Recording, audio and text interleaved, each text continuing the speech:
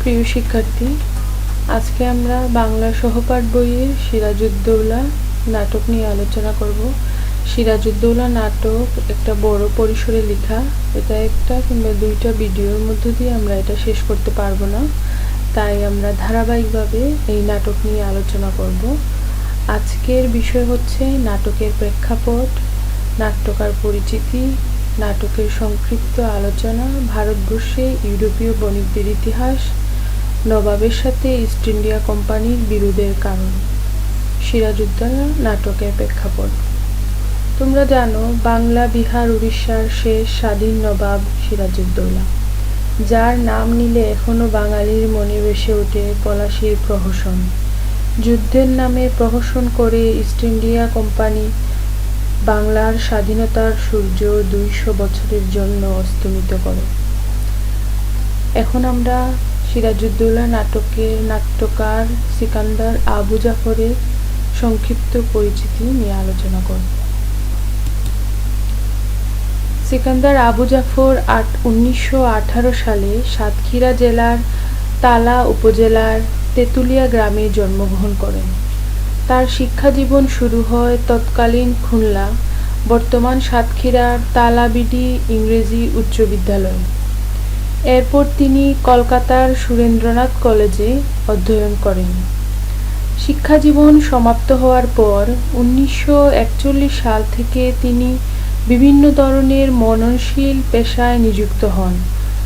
ভারত বিভাগোত্তর কালে প্রকাশিত সাহিত্য পত্রিকা সমকাল সম্পাদনার জন্য বিশেষভাবে খ্যাত।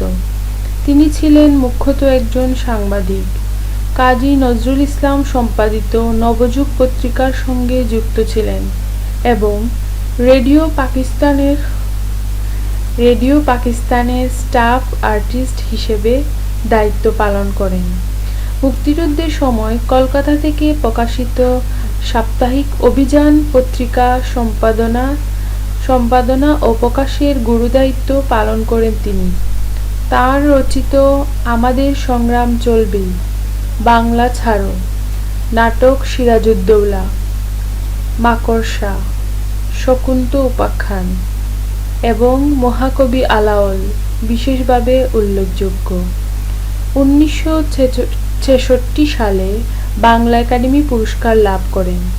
1975 সালের 5 আগস্ট তিনি ঢাকায় মৃত্যুবরণ করেন। নাটক নিয়ে সংক্ষিপ্ত আলোচনা। সাহিত্য রচনার একটি বিশেষ রূপশ্রেণী হল নাটক। প্রাচ্য নাট্যশাস্ত্রের একে দৃশ্যকাব্য বলে অভিহিত করা হয়েছে। গ্রিক ভাষা থেকে আগত ড্রামা শব্দটির অর্থ হল অ্যাকশন তথা কিছু করে দেখানো। বাংলা নাটক, নাট্য, নট, নটি প্রভৃতি শব্দ উদ্ভূত হয়েছে নট ধাতু থেকে, যার অর্থ নড়াচড়া করা। অর্থাৎ নাটকের মধ্যে এক ধরনের গতিশীলতা রয়েছে, যা একটি ত্রিমাত্রিক শিল্পকাঠামো গড়ে তোলে।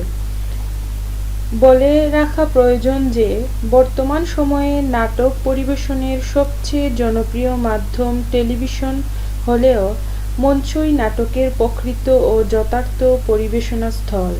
তাই নাটক বিষয়ক এই আলোচনায় মঞ্চনির্ভর নাট্য বৈশিষ্ট্যই কেবল বিবেচনা করা হবে। প্রকৃতপক্ষে নাটকের মধ্যে একটি সামষ্টিক শিল্প প্রয়াস সম্পৃক্ত থাকে। তাহলে আমরা যদি সংক্ষিপ্তভাবে আলোচনা করি, বুঝি, তাহলে সেটা আমরা এক বাক্যে বলতে পারি, নাটক হচ্ছে দৃশ্যকাব্য। নাটকের 4টি বৈশিষ্ট্য গুরুত্বপূর্ণ, 4টি বিষয় গুরুত্বপূর্ণ: কাহিনী বা প্লট, চরিত্র, সংলাপ, পরিপ্রেক্ষিত। অ্যারিস্টটল কিংবা শেক্সপিয়রের কালে নাটকের 3টি ঐক্যের কথা বলা হতো, যেমন সময়ের ঐক্য, স্থানের ঐক্য, ঘটনার ঐক্য। মুখ্যত নাটককে 5 ভাগে ভাগ করা যায়: tragedy, comedy, melodrama, tragic comedy এবং প্রহসন। এর মধ্যে ট্র্যাজেডিকেই সর্বোচ্চ আসন প্রদান করা হয়েছে। সিরাজউদ্দৌলা নাটক আলোচনার ক্ষেত্রেও আমাদের ট্র্যাজেডি সম্পর্কেই জানা জরুরি।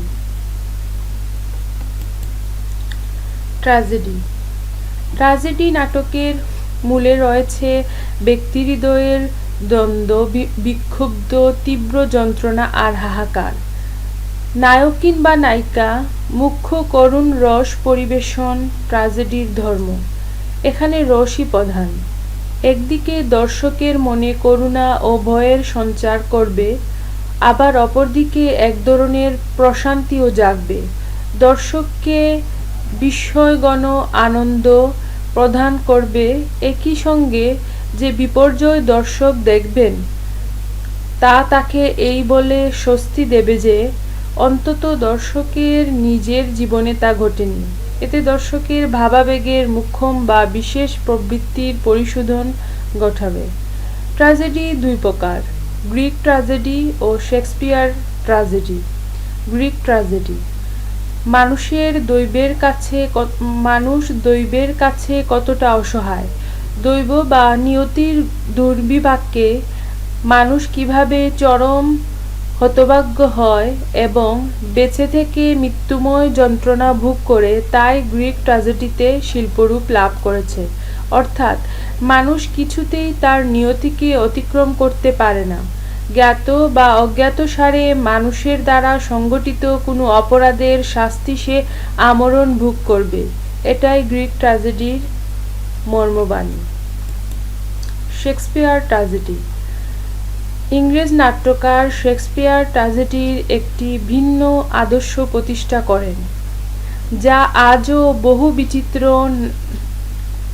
নাটক কাঠামোকে আশ্রয় করে ব্যবহৃত হয়ে আসছে। শেক্সপিয়রের নায়ক নায়িকা প্রায়শই নিজেদের কৃতকর্মের বিবেচনাগত ভুল বা এরর অফ জাজমেন্ট এর জন্ম দেয়, আর পরিণতিতে তাদেরকে চরম মৃত্যু যন্ত্রণায় পতিত হতে হয়। অর্থাৎ দৈব নয়, মানুষের দুর্ভাগ্যময় পরিণতির কারণ মানুষ নিজেই। মনের অজান্তে তার কোনো ভুল কৃতকর্মের জন্য তাকে চরম দুর্ভোগ বা সাফারিংস ভোগ করতে হয়। আর এভাবেই ট্র্যাজেডি ভয়াবহতা মিশ্রিত করুণ রস সৃষ্টি করে।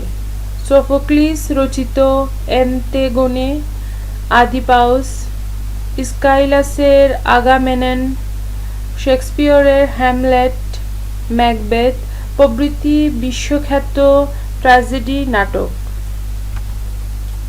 সিরাজউদ্দৌলা কি ট্র্যাজেডি নাটক? হ্যাঁ, এটা একটা প্রশ্ন। সিকান্দার আবু জাফর রচিত এই নাটকটি করুণ রসাত্মক। ট্র্যাজেডি সদৃশ্য বেদনাবহতা এই নাটকে বিদ্যমান। নাটকটি রচনার সময়ে বাংলাদেশের সমাজ, রাজনীতি, সংস্কৃতিতে যে আন্দোলনের অভিঘাত লক্ষ্য করা যাচ্ছিল তাকে সমক্ষভাবে উপলব্ধি করেই সম্ভবত পুঙ্খানুপুঙ্খভাবে গ্রিক কিংবা শেক্সপিয়রীয় ট্র্যাজেডির ব্যাকরণ মেনে কোনো নাটক রচনায় নাট্যকার উদ্বুদ্ধ হননি।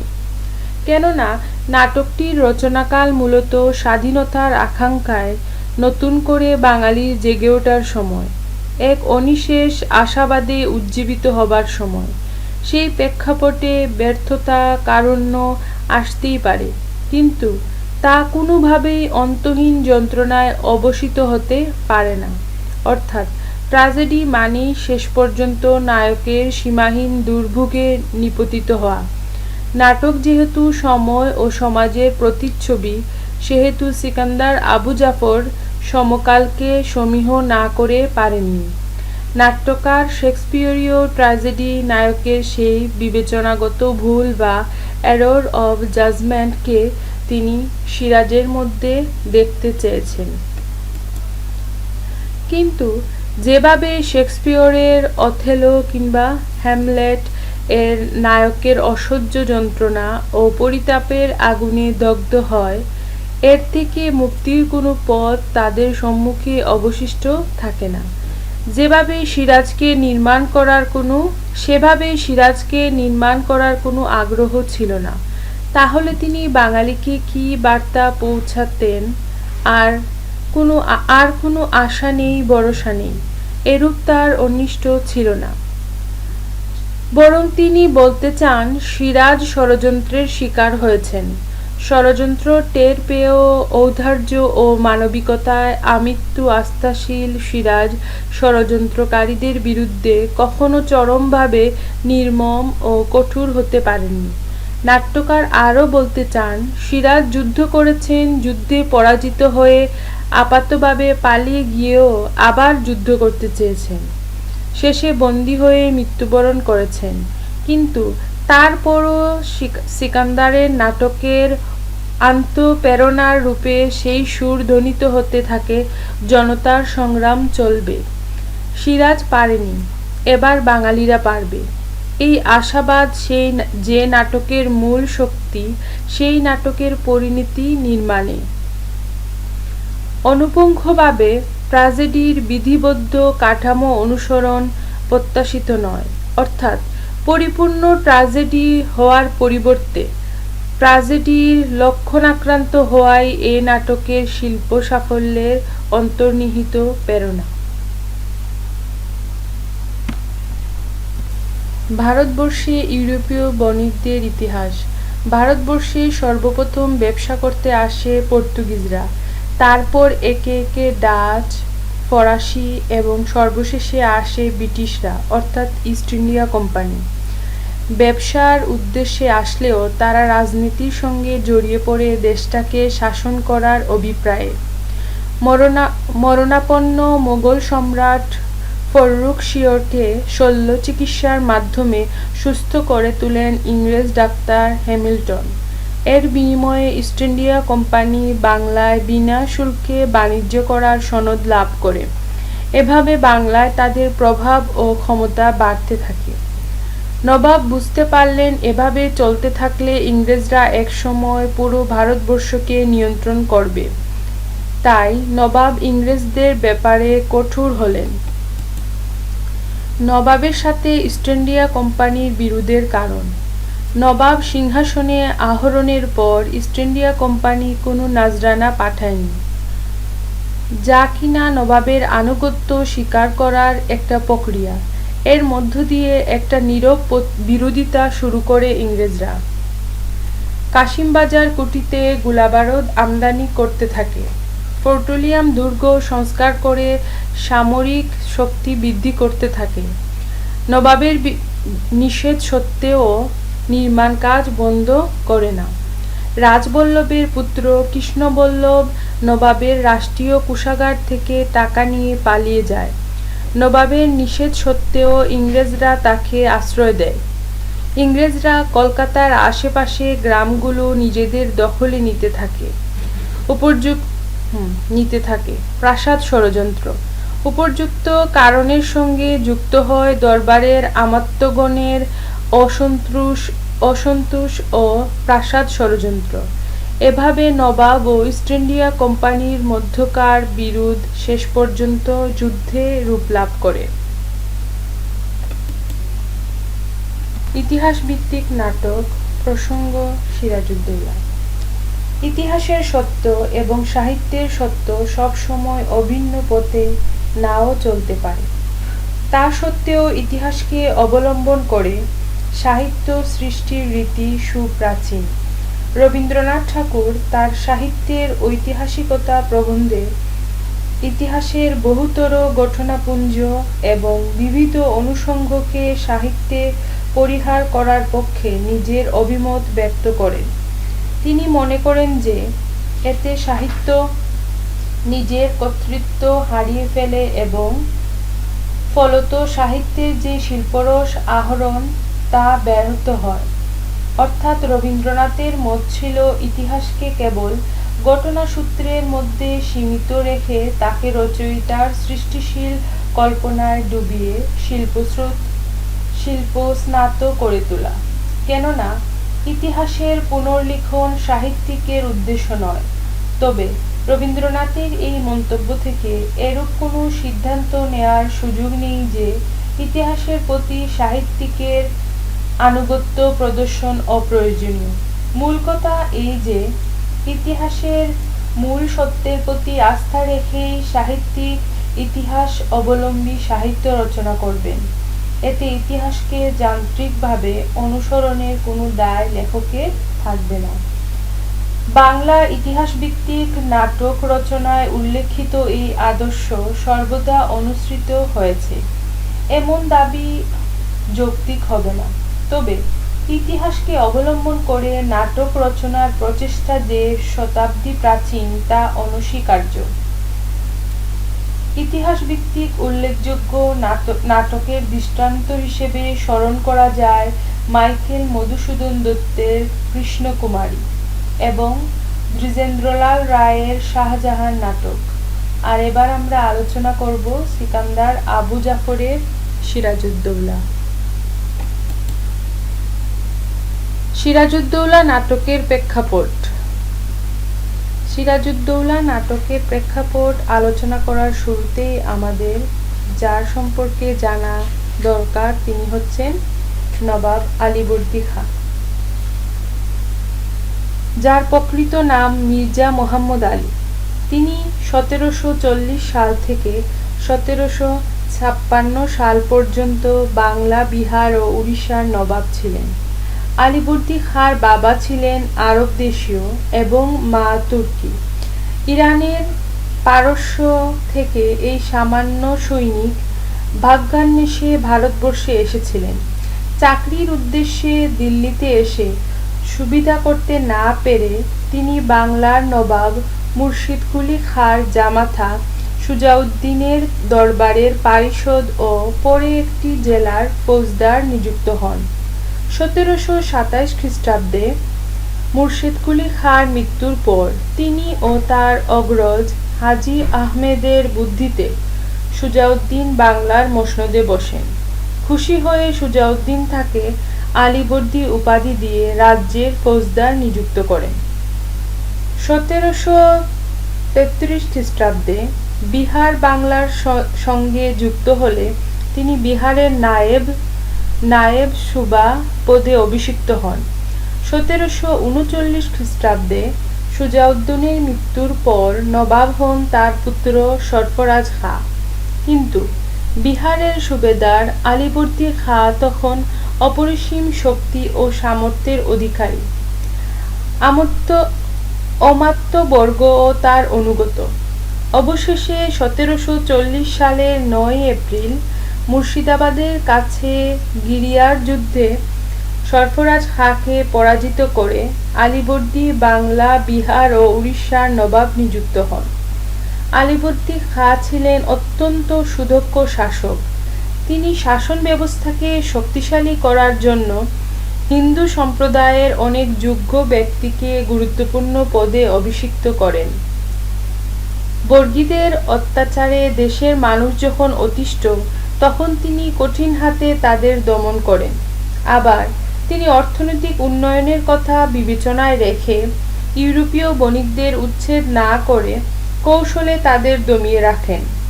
এভাবে অত্যন্ত বিচক্ষণতার সঙ্গে তিনি দেশে শান্তি প্রতিষ্ঠা করেন। আলীবর্দী খাঁর কোনো পুত্র সন্তান ছিল না। তার ছিল তিন কন্যা সন্তান। মেহেরুন্নেসা, যাকে আমরা ইতিহাসে গোসেটি বেগম নামে জানি, শাহ বেগম, আরেক মেয়ের নাম হচ্ছে আমিনা বেগম। এই 3 মেয়েকে তিনি তার ভাই হাজী মোহাম্মদের 3 পুত্রের সঙ্গে বিয়ে দেন। 80 বছর বয়সে বৃদ্ধ নবাব আলীবর্দী 10 এপ্রিল 1956 সালে মৃত্যুবরণ করেন। তার মৃত্যুর পর ছোট মেয়ে আমিনা বেগমের পুত্র সিরাজউদ্দৌলা বাংলা, বিহার, উড়িষ্যার নবাব নিযুক্ত হন। সিরাজ ছিলেন আলীবর্দীর অত্যন্ত প্রিয় পাত্র। আলীবর্দীর ইচ্ছা অনুযায়ী সিরাজ নবাব হিসেবে অধিষ্ঠিত হন। গোসেটি বেগম ছিলেন নিঃসন্তান। আমিনা বেগমের পুত্র একরামউদ্দৌলাকে পালক পুত্র নেন, কিন্তু সে বসন্ত রোগে মারা যান। গোসেটি বেগমের প্রচণ্ড ক্ষমতার লোভ ছিল। রাজমাতা হওয়া তার আকাঙ্ক্ষা ছিল। কিন্তু তার কোনো সন্তান ছিল না। তাই তিনি একরামউদ্দৌলার মৃত্যুর পরে শওকত জংকে পালক পুত্র হিসেবে নেন। শওকত জং নবাব হওয়ার যোগ্য ছিলেন না। সে সব সময় মদ ও নারী নিয়ে পড়ে থাকত। শওকত জং নবাব হলে মূল ক্ষমতা যাবে গোসেটি বেগম ও রাজবল্লভের হাতে, কারণ শওকত জং নিতান্তই অকর্মণ্য। নবাব আলীবর্দী খাঁর ইঙ্গিতে সিরাজ ঢাকার সেনাপতি হুসেন কুলি খাঁকে হত্যা করলে সিরাজের সঙ্গে গোসেটি বেগমের সম্পর্কের অবনতি ঘটে। হুসেন কুলি খাঁর সাথে তার অনৈতিক সম্পর্ক ছিল। সে কারণে তিনি শওকত জংকে নবাব করার জন্য মীরজাফর ও অন্যান্য অমাত্যবর্গের সাথে ষড়যন্ত্রে লিপ্ত হন নিজ প্রাসাদে।